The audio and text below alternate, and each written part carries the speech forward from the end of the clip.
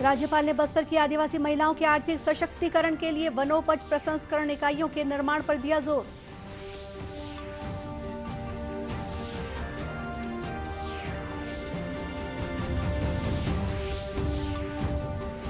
मुख्यमंत्री ने कहा, प्रदेश के हर वर्ग के विद्यार्थियों को गुणवत्तापूर्ण शिक्षा उपलब्ध कराना सरकार की प्राथमिकता।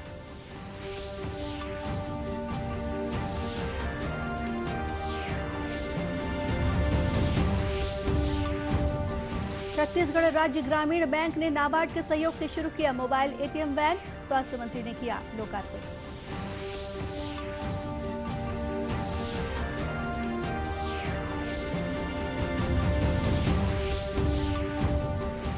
और यात्रियों की मांग पर कोरोना गाइडलाइन का पालन करते हुए बिलासपुर रेल मंडल ने शुरू किया 12 यात्री गाड़ियों का परिचालन।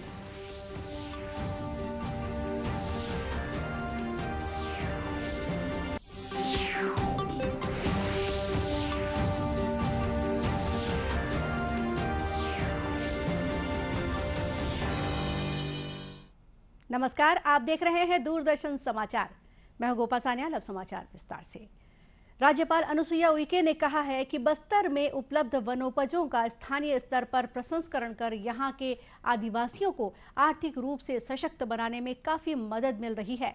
राज्यपाल ने बस्तर के धुरा गांव में संचालित वनोपज प्रसंस्करण केंद्र का अवलोकन करते हुए ये बात कही। इस अवसर पर उन्होंने विभिन्न क्षेत्रों से आए वनोपज प्रसंस्करण का कार्य कर रहे समूहों की महिलाओं से भी मुलाकात की। महिलाओं से चर्चा के बाद मीडिया को संबोधित करते हुए राज्यपाल ने कहा कि बस्तर में वनोपजों की प्रचुरता है। इनके प्रसंस्करण से महिलाएं आत्मनिर्भर बन रही हैं। उन्होंने कहा कि जिन स्थानों पर प्रसंस्करण केंद्र नहीं है, वहां भी इस तरह की पहल की जानी चाहिए। इस तरह से जो महिलाएं का काम देखा और मुझे बहुत अच्छा लगा है और निश्चित रूप से ये महिलाएं आर्थिक रूप से सशक्त होगी। और भी मैंने कलेक्टर साहब, कमिश्नर साहब से कहा है कि इस तरह से अलग अलग और केंद्र खुल जाएं और वहाँ उनके लिए प्रोसेसिंग करने की मशीन वगैरह उपलब्ध हो जाए तो ये और अधिक अच्छे से और अपना लाभ ले सकती है। समूह की महिलाओं ने राज्यपाल को बस्तर काजू, टोरा तेल, इमली चपाती और कैंडी जैसे प्रसंस्करित वनोपज उपहार में दिए। मुख्यमंत्री भूपेश बघेल ने कहा है कि प्रदेश के हर वर्ग के बच्चे को अच्छी से अच्छी शिक्षा उपलब्ध कराना शासन की प्राथमिकता है। इसी दिशा में किए जा रहे प्रयासों के तहत स्वामी आत्मानंद अंग्रेजी माध्यम विद्यालय योजना शुरू की गई है। मुख्यमंत्री अपने निवास कार्यालय से वीडियो कॉन्फ्रेंसिंग के जरिए स्वामी आत्मानंद अंग्रेजी स्कूलों के प्राचार्यों के प्रशिक्षण सत्र को संबोधित कर रहे थे। उन्होंने कहा कि अंग्रेजी स्कूलों के बेहतर संचालन, शिक्षा और प्रबंधन का दारोमदार प्राचार्यों के ऊपर है। एक प्राचार्य के सवाल का जवाब देते हुए मुख्यमंत्री ने कहा कि राज्य में पहले चरण में 52 शासकीय विद्यालयों को इस योजना के तहत सर्व सुविधा युक्त अंग्रेजी स्कूलों में उन्नत किया गया है। इन सभी विद्यालयों में अत्याधुनिक ग्रंथालय, प्रयोगशाला, कंप्यूटर और ऑनलाइन शिक्षा सुविधा उपलब्ध है। उन्होंने कहा कि आवश्यकता पड़ने पर स्कूलों में कक्षाओं का विस्तार किया जाएगा। इस पेंडेमिक में अर्थव्यवस्था पे बहुत ज़्यादा चोट पड़ी है, लेकिन हमारी फिर भी कोशिश होगी कि हम अपने छात्रों के शिक्षा की गुणवत्ता में कोई कमी तो आने नहीं देंगे और जो और स्कूल भी खोलेंगे उसके भी स्तर में किसी प्रकार की कोई समझौता नहीं करेंगे। लेकिन क्लासेस बढ़ाने की जो बात आप कह रही हैं, तो जब स्कूल और बढ़ेंगे तो मैं समझता हूं कि अभी 30,000 हुआ है, फिर जब और स्कूल खोलेंगे तो उतने और बच्चे एकोमोडेट हो जाएंगे, तो वो जो प्रेशर है वो थोड़ा सा कम होगा। उसके बाद भी यदि आवश्यकता पड़ी तो निश्चित रूप से फिर और सेक्शन वगैरह की अपन कोशिश करेंगे। श्री बघेल ने कहा कि अंग्रेजी विद्यालयों को गुणवत्तापूर्ण बनाए रखने के लिए जिलों को स्वायत्तता दी गई है। मुख्यमंत्री भूपेश बघेल ने कहा है कि मत्स्य पालकों को भी एक किसान के तौर पर सारी सुविधाएं मिलनी चाहिए। मुख्यमंत्री ने आज रायपुर में पत्रकारों से चर्चा करते हुए कहा कि उनकी सरकार चाहती है कि लाख की खेती को भी कृषि का दर्जा मिले। तो लाख की खेती को भी कृषि का दर्जा देना चाहते हैं, साथ ही मछली पालन को भी खेती का दर्जा देना चाहते हैं, ताकि यहाँ जो हमारे मछुआ समाज है उसको भी उन्नत तकनीकी का लाभ ले सके, ऋण ले सके और 0% में उनको ब्याज मिले, ये हमारी कोशिश। श्री बघेल ने कहा कि प्रदेश में धान के अलावा अन्य फसलों को भी प्रोत्साहन दिया जा रहा है। छत्तीसगढ़ राज्य ग्रामीण बैंक ने नाबार्ड के सहयोग से मोबाइल एटीएम वैन सुविधा की शुरुआत की है। नाबार्ड द्वारा डिजिटल एवं वित्तीय साक्षरता के अंतर्गत दिए गए सहयोग से राज्य ग्रामीण बैंक ने हाट बाजारों में और अन्य जगहों पर लोगों को आसानी से नकदी मुहैया कराने के उद्देश्य से मोबाइल एटीएम वैन चालू किया है। आज रायपुर में स्वास्थ्य मंत्री टी.एस. सिंहदेव ने मोबाइल एटीएम वैन का लोकार्पण किया। इस अवसर पर श्री सिंहदेव ने कहा कि अपेक्स बैंक द्वारा हितग्राहियों की सुविधाओं को ध्यान में रखकर ये पहल की गई है। अपेक्स बैंक की ओर से हितग्राहियों को सुलभ पैसा निकालने की फैसिलिटी मिल सके, इसमें ये बड़ा कदम है। हाट बाजारों में स्वास्थ्य विभाग की ओर से मुख्यमंत्री हाट बाजार योजना चली, उसका औचित्य था कि बाजार में लोग आते हैं उनको वो सुविधा मिल जाए। बैंकों के साथ भी वही बात है कि कई बार पैसे निकालने में अगर दिक्कत हो रही है तो आज हाट बाजारों में डिजिटल जमाने की पहुंच कि जो पैसा निकालना चाहें अपेक्स बैंक के माध्यम से ये हो रहा है। तो ये बड़ा कदम है कि बैंकिंग सेक्टर, कोऑपरेटिव क्षेत्र का भी डिजिटल सेवाओं से सीधे जुड़ के हाट बाजार में पैसों की उपलब्धता सुनिश्चित कर रहा है।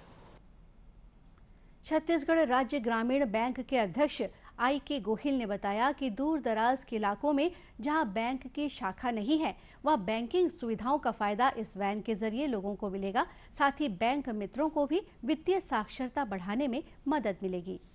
जहाँ हमारी शाखाएं नहीं है या हमारे जो बैंक मित्र हैं वो सेवाएं प्रदान करने में कई बार कुछ कमियों के कारण इतना इफेक्टिवली नहीं कर पाते, तो वहाँ पे साक्षरता बढ़ाने के लिए या सपोर्ट के लिए जो हमें चाहिए वो आज नाबार्ड के सहयोग से हम लॉन्च कर रहे हैं। गौरतलब है कि आज 5 मोबाइल एटीएम वैन का लोकार्पण किया गया। खबरों का सिलसिला आगे भी जारी रखेंगे। फिलहाल वक्त है एक छोटे से ब्रेक का।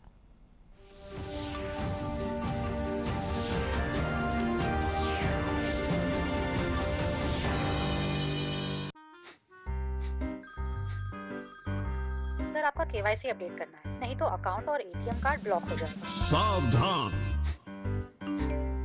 सावधान, 2.5 करोड़ का इनाम मुझे। देखिए, अनजाने कॉल्स, फर्जी ईमेल्स, लिंक्स और जाली ऐप से अपना पिन, ओटीपी, पासवर्ड कभी भी किसी के साथ शेयर न करें। आप रहेंगे सावधान तो नहीं होगा नुकसान। आरबीआई कहता है, जानकार बनिए, सतर्क रहिए।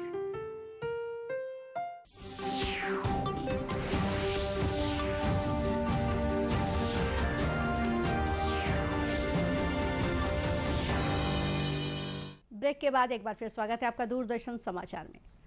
मुख्यमंत्री भूपेश बघेल ने कहा है कि गौठानों में तैयार हो रही वर्मी कंपोस्ट खाद की मार्केटिंग जरूरी है। मुख्यमंत्री ने रायपुर में गोधन न्याय योजना की समीक्षा करते हुए कहा कि वर्मी कंपोस्ट खाद की उपयोगिता के बारे में व्यापक प्रचार प्रसार किया जाए।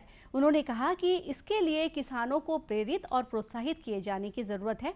इस मौके पर मुख्यमंत्री ने गोधन न्याय योजना के तहत ग्रामीणों और पशुपालकों द्वारा विक्रय किए गए गोबर के एवज में 3 करोड़ 86 लाख रुपए की राशि का ऑनलाइन अंतरण किया। मुख्यमंत्री ने कहा कि गोधन न्याय योजना के तहत खरीदे जा रहे गोबर से वर्मी कंपोस्ट खाद का निर्माण जारी है। उन्होंने बताया कि वर्तमान में प्रदेश के गौठानों में लगभग 61,000 वर्मी टांके खाद तैयार करने के लिए भरे गए हैं। ऐसे में खाद की मार्केटिंग जरूरी है ताकि गौठानों में खाद निर्माण की निरंतरता बनी रहे। श्री बघेल ने प्राथमिक सहकारी समितियों के जरिए वर्मी कंपोस्ट खाद के विक्रय करने के निर्देश भी दिए। इस अवसर पर कृषि मंत्री रविंद्र चौबे ने कहा कि योजना के तहत गोबर विक्रेताओं को हर पखवाड़े नियमित रूप से राशि का भुगतान किया जा रहा है। दक्षिण पूर्व मध्य रेलवे ने कोरोना काल में सेवाओं के प्रभावित होने के बाद आज से बिलासपुर रेल मंडल के अंतर्गत 12 रेल सेवाओं को अनुमति दे दी है। रेलवे प्रशासन के मुताबिक रेल यात्रियों की सुविधाओं और मांग को ध्यान में रखते हुए ये निर्णय लिया गया है। दक्षिण पूर्व मध्य रेलवे के बिलासपुर, रायपुर, डोंगरगढ़ के बीच 12 सवारी स्पेशल ट्रेनों का परिचालन आज से शुरू किया जा रहा है। रायपुर रेलवे स्टेशन के स्टेशन डायरेक्टर BVT राव ने बताया कि इन ट्रेनों का परिचालन कोरोना गाइडलाइन के अनुसार किया जा रहा है।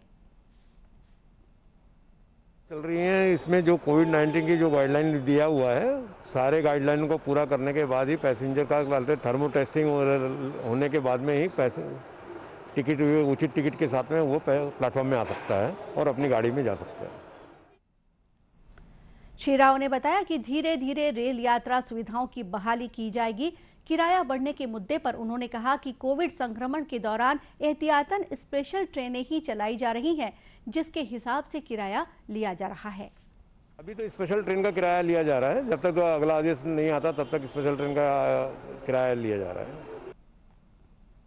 गौरतलब है कि बिलासपुर रायपुर बिलासपुर यात्री स्पेशल ट्रेन का परिचालन आज से, Bilaspur Raipur Bilaspur MEMU special train का परिचालन 14 फरवरी से, Raipur Durg Raipur MEMU special train का परिचालन 14 फरवरी से और Durg Raipur MEMU special train का परिचालन 15 फरवरी से किया जाएगा। इसके अलावा Raipur Dongargarh Bilaspur MEMU special train का परिचालन 13 फरवरी से और Raipur Dongargarh Raipur MEMU special train का परिचालन आज से किया जाएगा। इन गाड़ियों का परिचालन रेल प्रशासन के आगामी निर्देश तक जारी रहेगा। राष्ट्रीय कैडेट कोर एनसीसी के ADG major general Sanjay Sharma ने CG-1 बटालियन कोरबा का निरीक्षण किया। इस दौरान मेजर जनरल संजय शर्मा को एनसीसी कैडेट ने सलामी दी। श्री शर्मा ने एनसीसी अधिकारियों से चर्चा कर छत्तीसगढ़ में किए जा रहे कार्यों की जानकारी ली। इसके बाद मीडिया से चर्चा करते हुए मेजर जनरल संजय शर्मा ने कहा कि इस बटालियन की शुरुआत का मुख्य उद्देश्य कोरबा सहित आसपास के जिले के छात्रों में एनसीसी के प्रति रुझान उत्पन्न कर अधिक से अधिक बच्चों को प्रशिक्षण देना है। ये बटालियन रेस करने का मेन मकसद यहाँ के बच्चों को एनसीसी ट्रेनिंग के प्रति रुझान पैदा करना है और अधिक से अधिक बच्चों को एनसीसी की ट्रेनिंग देना है।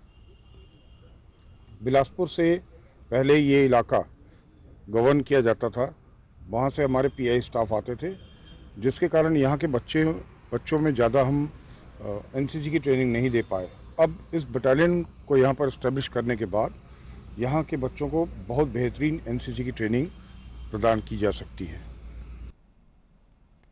श्री शर्मा ने बताया कि आगामी शैक्षणिक सत्र के लिए स्कूलों में ANO का चयन किया जा चुका है, जिससे सत्र के शुरुआत के साथ ही एनसीसी का प्रशिक्षण भी शुरू किया जा सकेगा। राष्ट्रीय आपदा मोचन बल NDRF केंद्रीय गृह मंत्रालय के निर्देश पर देश के विभिन्न जिलों में बाढ़ राहत बचाव कार्य का पूर्वाभ्यास कर रहा है। प्रदेश के भी कुछ जिलों में NDRF द्वारा यह मॉक ड्रिल किया जा रहा है। इन्हीं जिलों में से राजनांदगांव भी एक जिला है। राजनांदगांव शहर के पुलिस प्रशासन, स्वास्थ्य विभाग, नगर सेना के साथ NDRF की टीम ने पूर्वाभ्यास किया।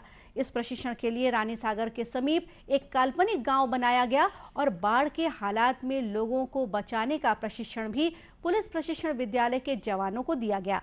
NDRF के पूर्वाभ्यास के उद्देश्य के बारे में असिस्टेंट कमांडर 3री बटालियन कटक ओडिशा सुरजीत सिंह ने बताया कि देश के विभिन्न जिलों में उन जिलों की भौगोलिक स्थिति के आधार पर मॉक ड्रिल किया जा रहा है।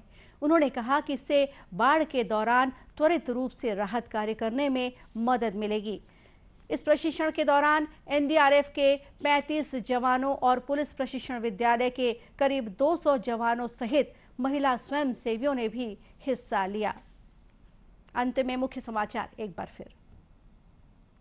राज्यपाल ने बस्तर की आदिवासी महिलाओं के आर्थिक सशक्तिकरण के लिए वनोपज प्रसंस्करण इकाइयों के निर्माण पर दिया जोर।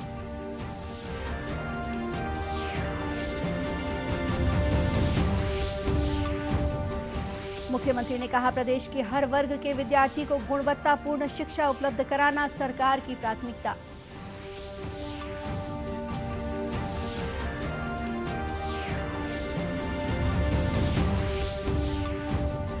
छत्तीसगढ़ राज्य ग्रामीण बैंक ने नाबार्ड के सहयोग से शुरू किया मोबाइल ATM वैन। स्वास्थ्य मंत्री ने किया लोकार्पण।